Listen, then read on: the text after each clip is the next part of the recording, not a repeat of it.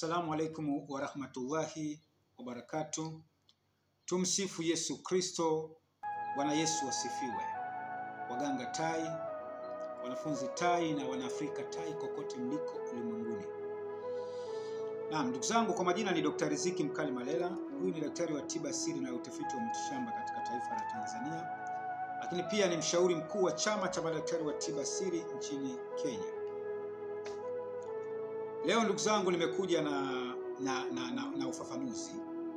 Nimekuja na ufafanuzi katika klipu yangu hii ambayo haitakuwa na muda mrefu kidogo.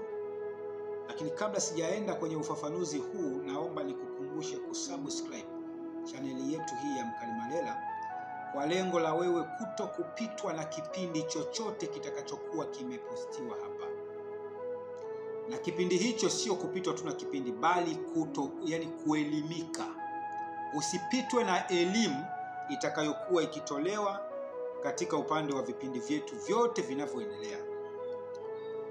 Sasa nakukumbusha tu katika subscribe yako hapo, ukibonyeza kwenye alama fulani hivi nyeusi kwenye neno lililoandikwa subscribe, tayari unakuwa ni mwanafamilia na mwana Afrika halisi katika kufuatilia ukuu wa Afrika kupitia kipindi chetu. Sasa leo ndugu zangu nataka niende nikatoe ufafanuzi unaohusiana na full package kwenye upande wa kinga 12 ambazo unatakiwa kuwa nazo wewe kama mwanadamu. Nakumbuka hiki kipindi nilishawahi kukitoa cha full package katika upande wa kinga za mwili muhimu kwenye maisha yako. Katika upande wa kinga za mwili muhimu kwenye maisha yako. Hiki kipindi nilishawahi kukizungumzia, lakini nimerudi tena kukizungumzia kwa ufafanuzi kwa sababu nimekuwa nikipokea simu nyingi sana, watu wakiuliza gharama za full package protections. Full package protections, wanataka kuweza kujua mtu ukiwa na kinga, yani ukitaka kuweza kupata kinga 12 full package, kinga muhimu 12 kwenye mwili wako, gharama zake ni gani? Watu wanataka kujua. Lakini pia kuna wale watu wa mbali ambao wamekuwa wakiuliza kwamba wanazipateje. Sasa niazime masikio yako kidogo tu hapa. Niazime masikio yako kidogo uelewe namna gani ya kuweza kuzipata hizi. Nilisema kuna kinga 12 full package, kinga muhimu 12 kwenye maisha yako. Sasa nisikilize hapa, halafu wewe utapata ufafanuzi kupitia kipindi hiki na klipu hii. Nyinyi ambao mnaopiga simu mara kwa mara kutaka kuweza kujua. Nilisema kinga ya kwanza ni kinga ya mwili, ambapo kimsingi hii kinga unaipata mtu yoyote. Yaani kinga ya mwili dhidi ya uadui wa kiroho. Hii kinga unaipata kwa mtu yoyote, mahali popote ulipo, unao uwezo wa kuipata. Unaipata vipi? Wewe ambaye uko ughaibuni, ukiacha hao ambao wanakuja ofisini, wanafika ofisini tunawahudumia na wanapata hii kinga. Wewe ambao uko ughaibuni unaipataje? Unapokuwa labda pengine tumeshakupima kupitia mfumo wa picha pamoja na majina, tunakuwa tayari tumeshakupima. Jukumu letu la pili baada ya kukupima, jukumu letu la pili baada ya kukupima, jukumu la pili ni kuhakikisha kwamba tunakufanyia matibabu. Kwa wewe ambaye umefika ofisini, tumeshakupima, unaweza ukaanza matibabu baada ya kufanya malipo yako ya matibabu, umeshaelezwa, unafanya matibabu. Mwisho wa matibabu yako utachanjiwa hii kinga dhidi ya uadui wa kiroho. Na kinga hii niliweza kuifafanua, kuna kinga ya miaka 6 na kuna kinga ya miaka 3 kwenye hii kinga. Lakini kwa wewe ambao sasa uko ughaibuni kule, nini kifanyike? Tunapokuwa tumekupima, umenitumia picha yako, nimeshakupima tayari, nimethibitisha kwamba una 1, 2, 3 ndani ya mwili wako. Basi dawa ambazo zitatakiwa kuweza kufungashwa ili zikatumwe DHL zitakuwa ni miongoni mwa kinga hii. Ambapo kimsingi ukishapokea dawa zako, utazipiga picha, nitakupa muongozo, anza na dawa hii hapo na hii hapo inayofuata na hii hapo itakayofuata. Ukishamaliza matibabu yako hayo kwa muongozo nitakao kupa, kitakachokuwa kimebaki pale ni kinga ambayo tayari utakuwa umeshafungashiwa. Nitakutumia video ya dakika karibu kama 5 tu ambayo inaenda kutoa maelekezo namna gani ya kuweza kutumia kinga hiyo. Nitakufuadia hiyo video. Utaiona kwamba inatakiwa utafute mtu ambaye mmeivana, mmeshibana, ima rafiki yako au mke wako au mume wako. Atakuchanjia hiyo kinga ndani ya mwili. Atachanja chale mbili hapa, atachanja chale mbili hapa, atachanja chale mbili hapa. Sehemu zote ile clip inaonesha. Na kama labda pengine wewe una changamoto katika kuchanja, nitakupa maelekezo mengine ya kufanya. Hiyo kinga unaweza ukainywa na ikafanya kazi. Kwa hiyo unapewa maelekezo kwa mfumo hiyo. Hiyo ni kinga hiyo ya kwanza nayo izungumza. Yenyewe unaweza ukapata mahali popote ulipo. Lakini kuna kinga ambazo huwezi kuzipata mpaka uweze kufika ofisini kwetu. Siwezi tu nikakuambia tu nikakuaminisha nikakuongopea kwamba hii kinga nitakusafirishia. Uongo. Na mimi sitaki kuwa muongo kwenye hilo. Kinga namba 2 nimesema ni kinga ya taarifa dhidi ya uadui ujao. Kinga ya taarifa dhidi ya uadui ujao, hii kinga pia unaweza ukasafirishiwa. Kwa sababu nilisema hapa kuna kinga ya kuchanja, lakini pia kuna kinga ya pete. Hii unaweza ukasafirishiwa. Sio lazima ufike ofisini kwetu. Kinga ya 3 ni kinga ya utambuzi, machale. Kinga ya utambuzi, machale. Hii ni miongoni mwa kinga muhimu sana ambayo hutakiwi kuweza kuikosa. Sasa hii pia inao uwezo wa kusafiri.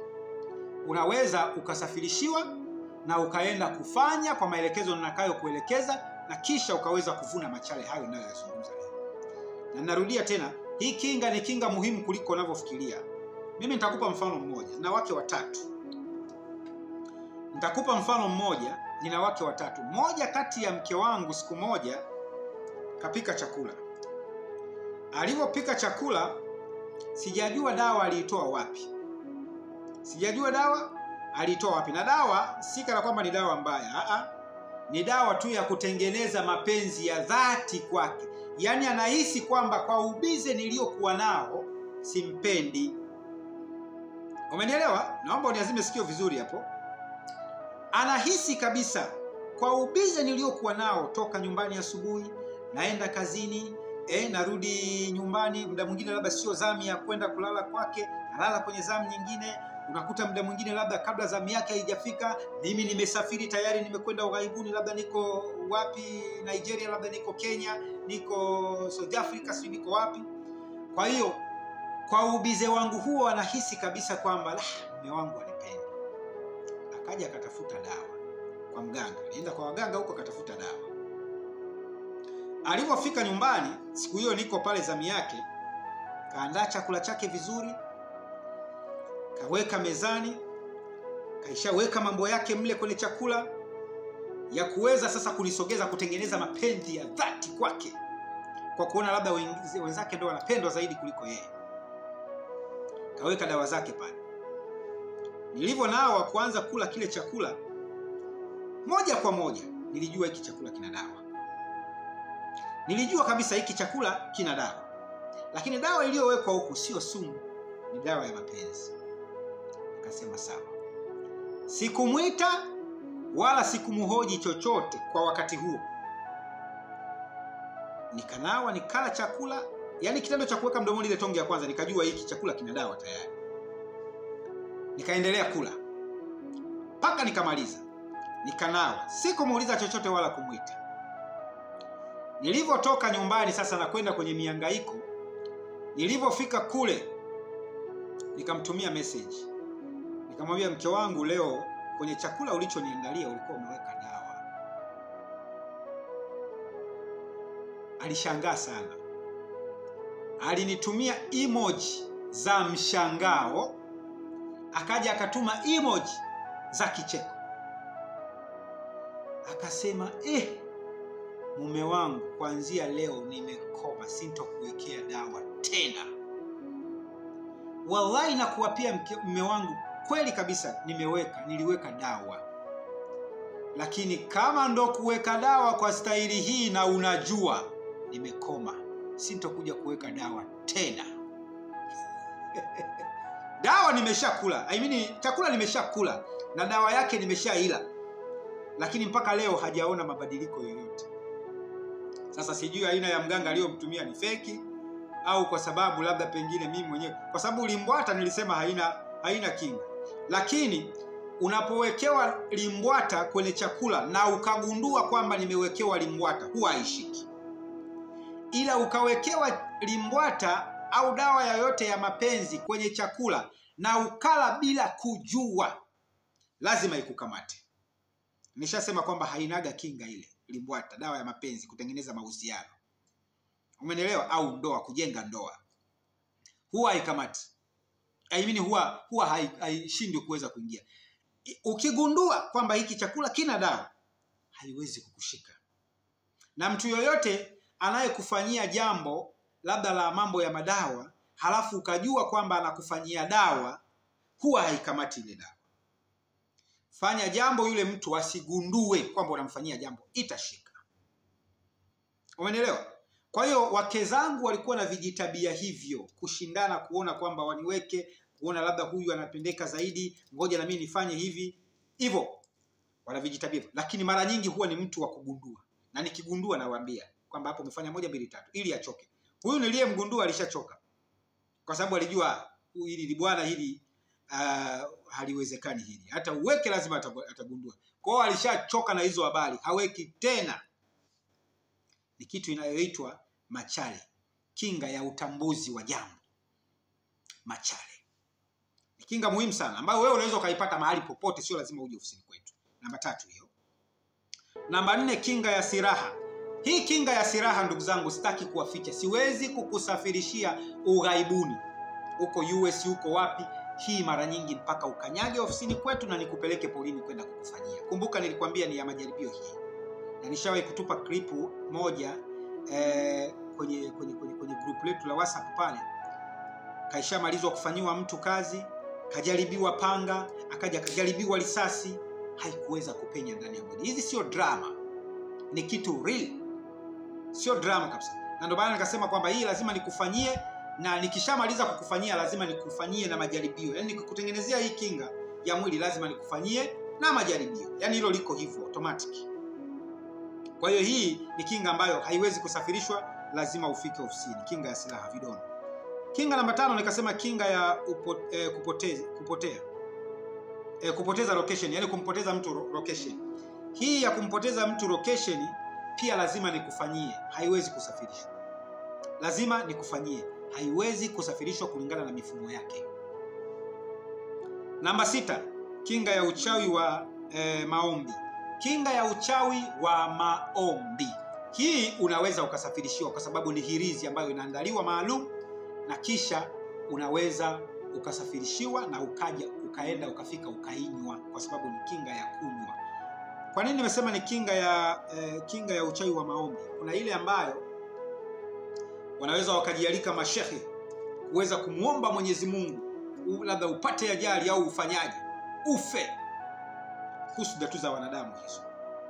Ukiwa na kinga hii, hata wakeshe wakiomba wakiwa uchi, huwezi kupatwa na wanaloliomba hata kidogo, kwa sababu ni kinga ambayo inashabiana pia na dua kutoka kwa Mwenyezi Mungu. Kwa kimsingi haiwezi ikakushika kwa namna yoyote. Hiyo ni kinga ya namba 6. Namba 7 nikasema kwamba ni kinga ya uchawi wa chakula. Kinga ya uchawi wa chakula namba 7. Nimesema hii ya dua tunaweza kukusafirishia namba 6. Hii ya 7, kinga ya uchawi wa chakula, hii pia inaweza ukasafirishiwa. Mfano labda mtu amekukosa kwa kila njia, ameamua aje kiuchawi akuwekea mezani pale kwenye chakula umeweka, kwa sababu mchawi anapoingia ndani huwezi kumuona. Anaweza akaweka uchawi wake kwenye chakula usione. Sasa kukuta ameweka uchawi wake kwenye chakula, wewe hujamuona, lakini ukila chakula hicho hakiwezi kukuzuru kwa sababu una kinga ya uchawi wa chakula ambayo kazi yake kubwa ni kuweza kubatilisha kila uchawi unaoingia tumboni.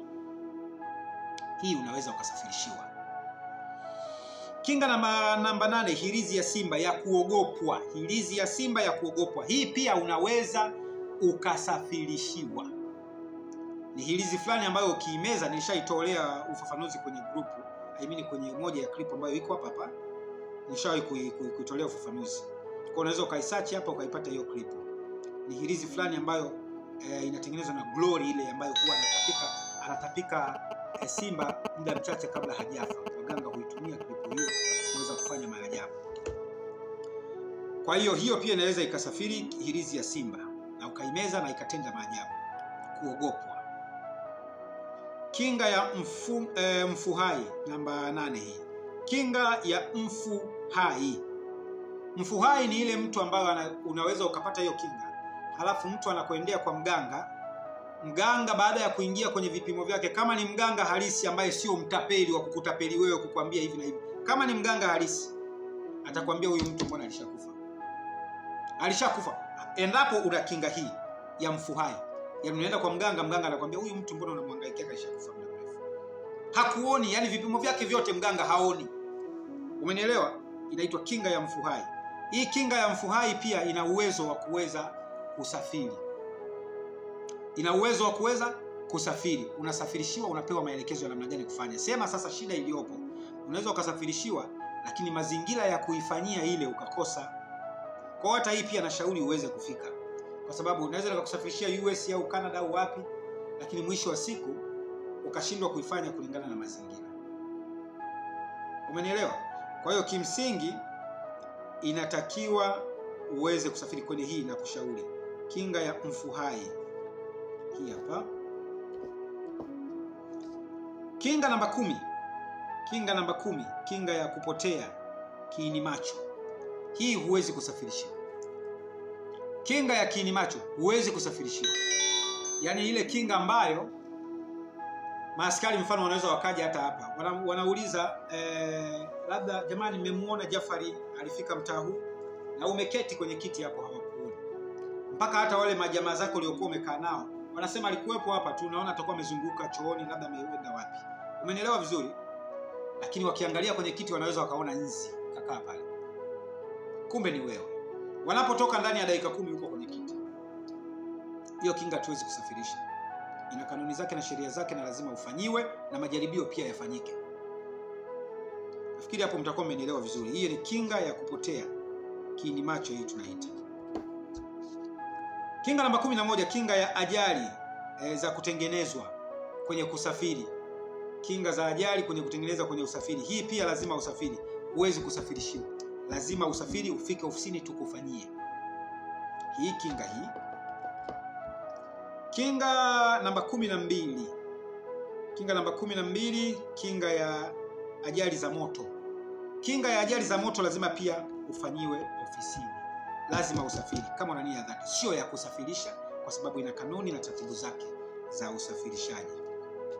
Kwa hiyo miongoni mwa kinga muhimu 12, kinga ambazo unatakiwa uweze kufika nazo, kufika ofisini kwa ajili ya kuweza kufanyiwa ni hizi.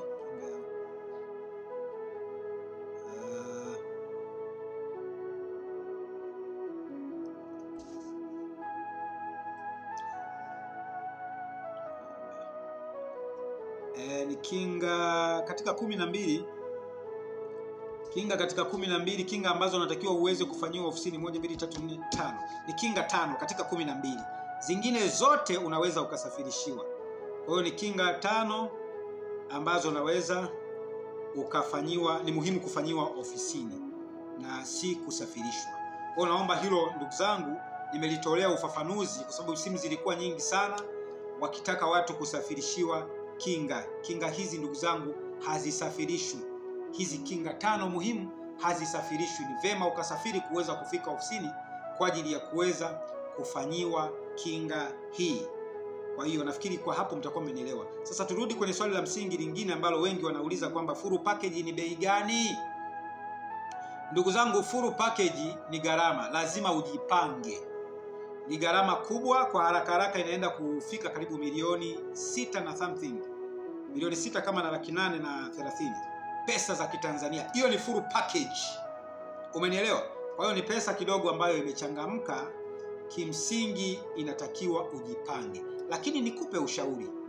Sio lazima ufanye kinga hizi kwa sababu hata kama ukiwa na hiyo pesa kwa mara moja huwezi kufanyiwa siku moja kinga zote hizi. Lazima uje ukite kambi almost karibu wiki moja na kidogo.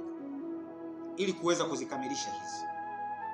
Lazima uje ukite kambi wiki moja na kidogo. Sasa ushauri wangu, kwa sababu maisha ya walio wengi ni maisha ya kuungaunga, ushauri wangu sio lazima uje uzifanye zote kwa wakati mmoja, kwa sababu hapa kila kinga ina bei yake.